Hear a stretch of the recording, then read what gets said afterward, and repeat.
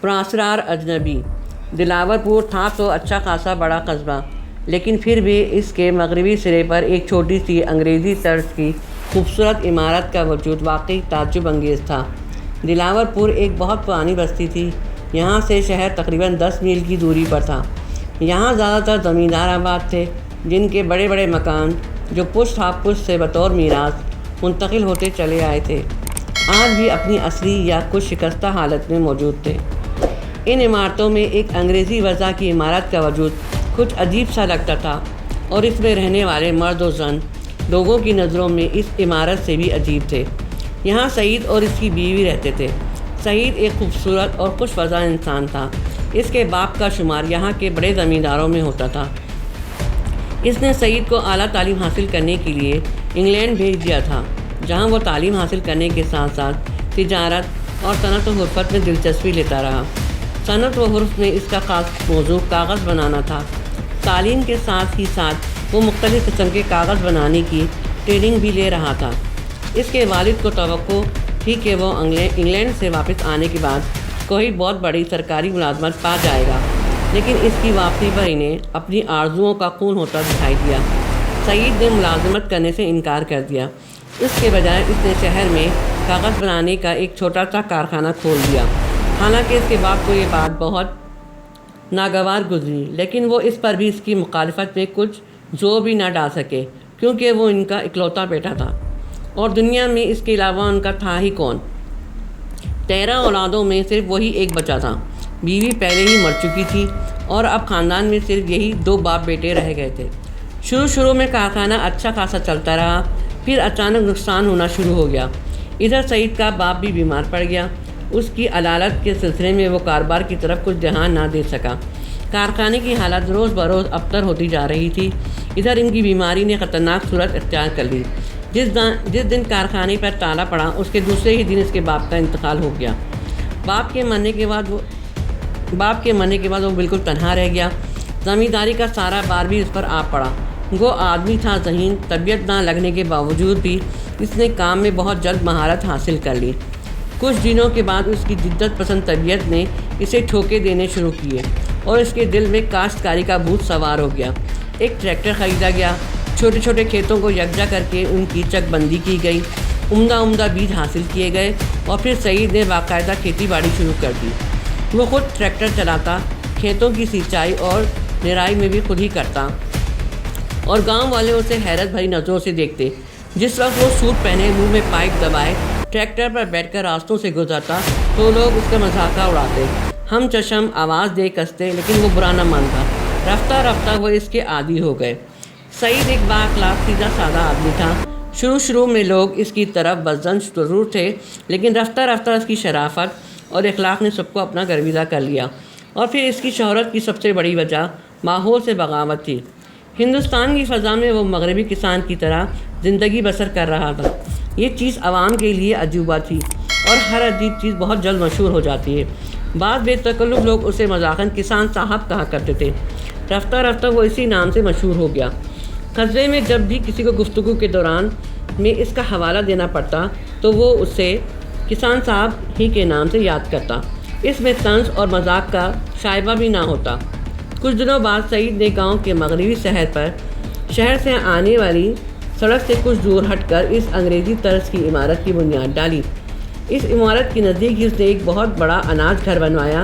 ان دونوں عمارتوں کے گرد ایک بہت لمبا چوڑا میدان تھا، جہاں اور بھی کئی چھوٹی چھوٹی عمارتیں بنائی گئی تھیں، جن میں مرغیاں اور دودھ دینے والے جانوروں کے رکھے جانے کا انتظام کیا گیا تھا۔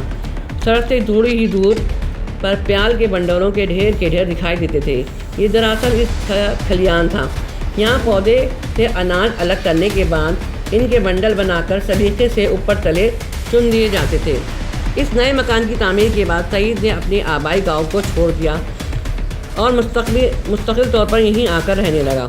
اس دوران میں اس نے شہر کی ایک تعلیم یافتہ لڑکی سے شادی کر لی، اور اس کی بیوی بھی اتفاق سے بالکل اسی کی طرح جدت۔ السلام علیکم دوستوں، ویڈیو دیکھنے سے پہلے ہمارے چینل کو سبسکرائب کریں اور ساتھ ہی بیل یا گھنٹی کے بٹن پر کلک کریں تاکہ آپ کو ہماری ویڈیو بر وقت ملتی رہیں، اور ویڈیو پسند آنے کی صورت میں اس کو لائک اور شیئر کرنا نہ بھولیں۔ شکریہ۔ واقع ہوئی تھی۔ شادی کے سلسلے میں ایک بار پھر اسے مخالفت کا طوفان کا مقابلہ کرنا پڑا۔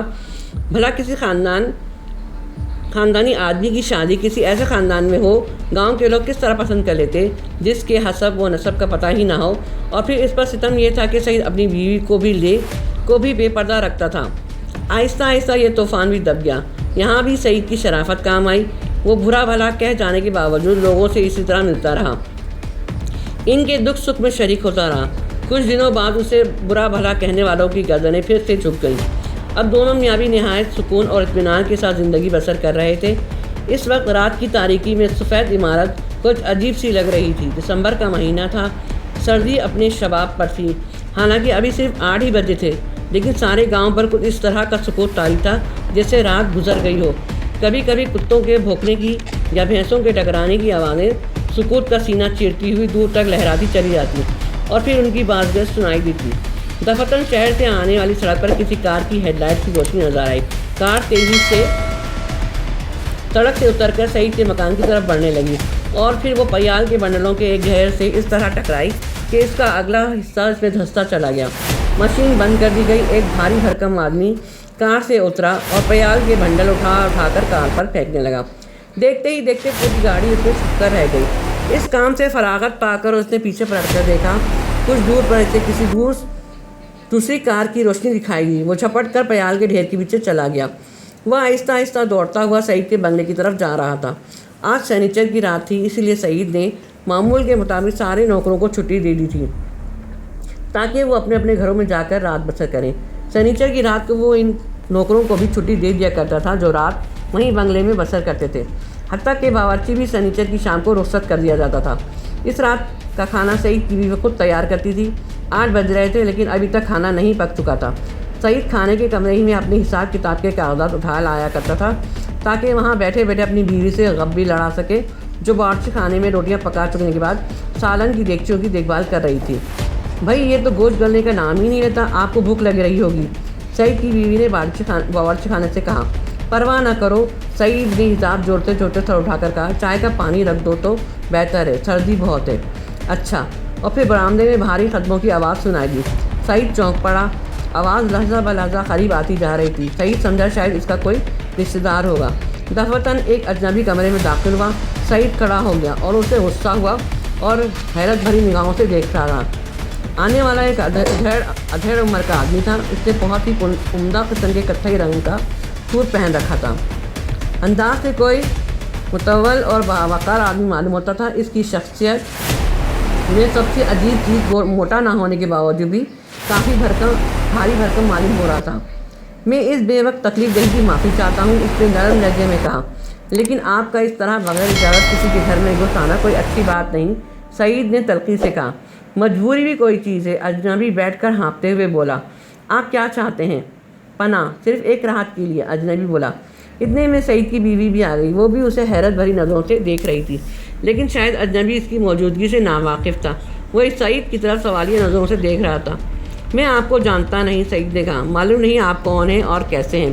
اس وقت میرے پاس اپنی شناخت کا کوئی ثبوت نہیں، اجنبی نے کہا، اور پھر اپنی جیب سے نوٹوں کا ایک بڑا سا بنڈل نکال کر سعید کے سامنے میز پر ڈالتے ہوئے کہا، لیکن میں ایک رات آپ کی چھت کے نیچے رہنے کی یہ قیمت ادا کر سکتا ہوں۔ سعید کبھی اسے دیکھتا تھا اور کبھی نوٹوں کے بنڈل کو۔ کیا کوئی آپ کے تعاقب کر رہا ہے؟ سعید نے پوچھا۔ یہی سمجھ لیجیے۔ پولیس؟ سعید نے سوال کیا۔ تو کیا آپ کوئی مجھے بدماش سمجھتے ہیں؟ اجنبی مسکرا کر بولا۔ وہ خود کو بہت زیادہ مطمئن اور پرسکون ظاہر کرنے کی کوشش کر رہا تھا، لیکن اس کا بار بار مڑ کر برآمدے کی طرف دیکھنا اس کے خوفزدہ ہونے کا اعلان کر رہا تھا۔ سعید نے اس کے سوال کو کوئی جواب نہیں دیا اور اسے بدستور گھورتا رہا۔ بولیے کیا کہتے ہیں آپ؟ اجنبی بولا۔ مجبوری ہے، سعید نے جواب دیا۔ تو پھر میں بھی مجبور ہوں، اجنبی جیب سے پستول نکال کر سعید کی طرف بڑھتے ہوئے بولا۔ سعید کی بیوی کے منہ سے چیخ نکل گئی۔ اجنبی چونک کر اس کی طرف مڑا۔ اوہ، مجھے نہیں معلوم تھا کہ یہاں کوئی خاتون بھی تشریف رکھتی ہے، اجنبی نے کہا اور جلدی سے پستول جیب میں رکھ لیا۔ خواتین کی موجودگی میں اس قسم کی حرکت غیر شریفانہ ہے، اجنبی ندامت آمیز لہجے میں بولا۔ خیر، اگر آپ یہی چاہتے ہیں کہ میں ہلاک کر دیا جاؤں تو میں جا رہا ہوں۔ اجنبی اپنی نوٹوں کا بنڈل وہیں چھوڑ کر باہر جانے کے لیے مڑا۔ سعید عجیب قسم کی ذہنی کشمکش میں مبتلا تھا۔ اسے جاتے دیکھ کر بولا، ٹھہریے۔ اجنبی رک گیا۔ آخر آپ بتاتے کیوں نہیں کہ آپ کون ہیں؟ اس نے اکتائے ہوئے لہجے میں کہا، میں یہ نہیں بتا سکتا۔ اجنبی نے کہا، لیکن جو میرا پیچھا کر رہے ہیں وہ اچھے آدمی نہیں ہیں، تو آپ چاہتے کیا ہیں؟ ان کی نگاہوں سے چھپنا صرف آج رات کے لیے۔ اجنبی بولا۔ اتنے میں باہر موٹر رکنے کی آواز آئی۔ سعید گھبراہٹ میں ادھر ادھر دیکھنے لگا۔ وہ کیا ہے؟ اجنبی نے ایک چھوٹے سے دروازے کی طرف اشارہ کر کے پوچھا۔ برآمدے میں کئی قدموں کی آہٹ سنائی دے رہی تھی۔ کوئلے کی کوٹھی، سعید نے جواب دیا۔ قدموں کی آہٹ تیزی سے قریب آ رہی تھی۔ اس میں باہر جانے کا کوئی راستہ ہے؟ ایک چھوٹی سی کھڑکی جو پشت پر میدان میں کھلتی ہے، سعید نے جواب دیا۔ ٹھیک ہے، اجنبی نے کہا اور دوڑ کر کوئلے کی کوٹھی میں گھس گیا۔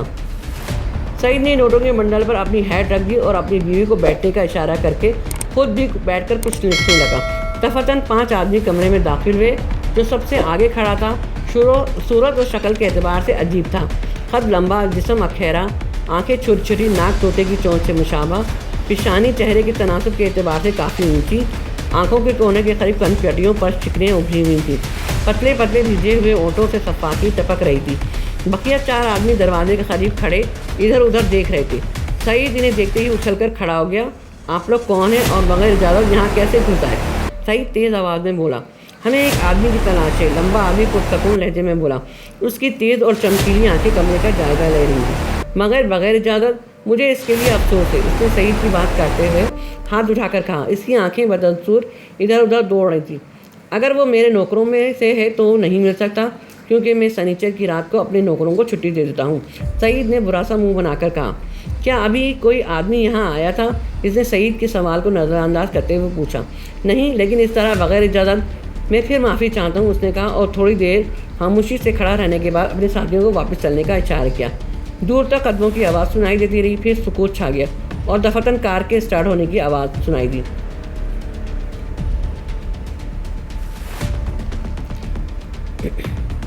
سعید اور اس کی بیوی نے اطمینان کا سانس لیا۔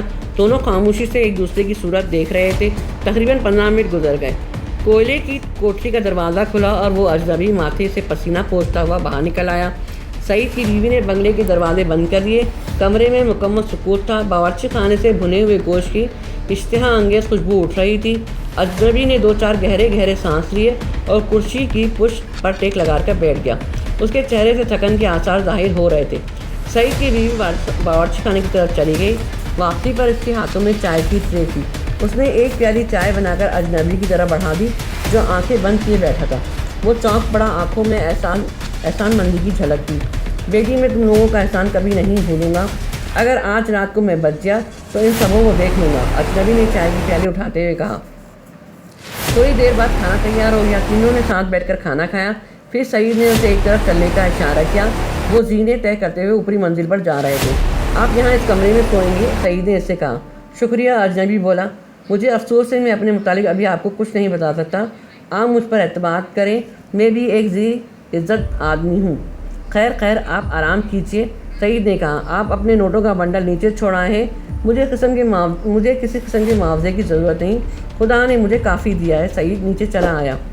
وہ اور اس کی بیوی کافی دیر تک اجنبی اور اس کے تعاقب کرنے والوں کے متعلق گفتگو کرتے رہے۔ سعید کی بیوی بہت زیادہ خوفزدہ تھی۔